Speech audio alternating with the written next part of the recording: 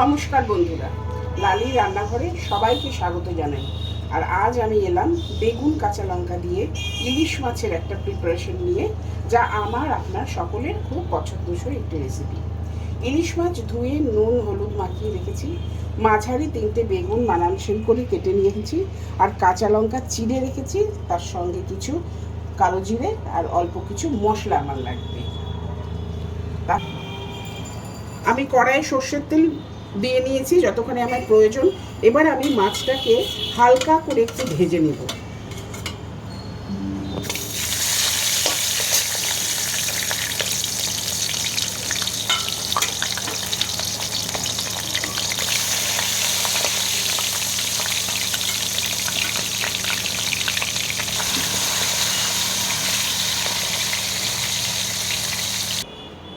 তো বন্ধুরা, মাছটা আমি ভেজে নিলাম হালকা করে, কড়া ভাজলে টেস্ট থাকবে না।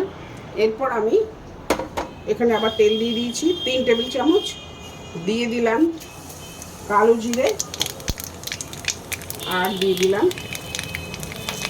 চিড়ে রাখা কাঁচা লঙ্কা কয়েকটা। এরপর আমি বেগুনগুলো ভেজে নিই।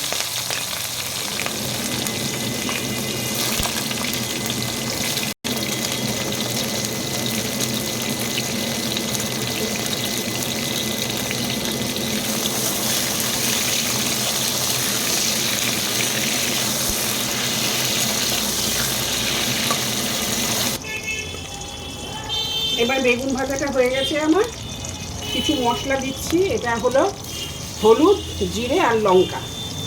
একটু জলে গুলিয়ে দিলাম যাতে মশলা না ধরে যায়, আছে পুড়ে না যায়, তাহলে একটা বাজে গন্ধ লাগবে। এইবার আমি এটা একটু কষিয়ে নিই, কষিয়ে নিয়ে জল দেব।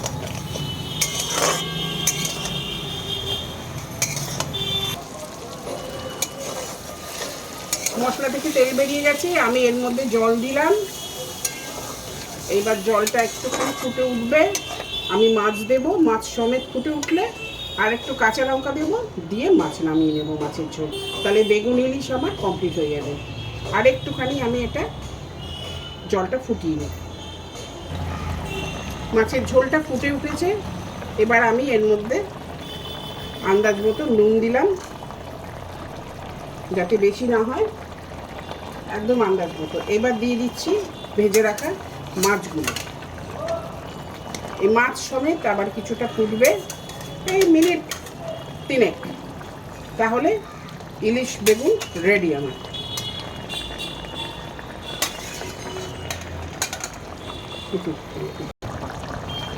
কাঁচা লঙ্কা দিয়ে দিলাম আমি 3-4টে আবার। এটা আমার হয়ে গেছে, মাছ শুদ্ধ ফুটে গেছে ঝোল। আমি এবার এটা পরিবেশন করার পাত্রে ঢেলে নিচ্ছি, তারপরে আসছি। বন্ধুরা, আজকে আমার এই বেগুন ইলিশ রেসিপিটা রান্না হয়ে গেল।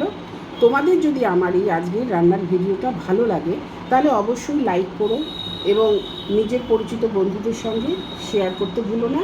আর কমেন্ট করতে তো একদমই ভুলবে না, কারণ যা আমার কাছে অত্যন্ত মূল্যবান তোমাদের কমেন্ট। আর নতুন যে সমস্ত বন্ধুরা আজকে আমার ভিডিওটিকে দেখছো, ভালো লাগছে, যদি ভিডিওটি ভালো লাগে লাইক করে শেয়ার করবে, চ্যানেলটিকে সাবস্ক্রাইব করে বেল আইকনটি প্রেস করে আমার সাথে যুক্ত থাকবে। আমিও সবার পাশে থাকবো। নমস্কার, আগামীতে দেখা হবে আরেকটি নতুন রান্না।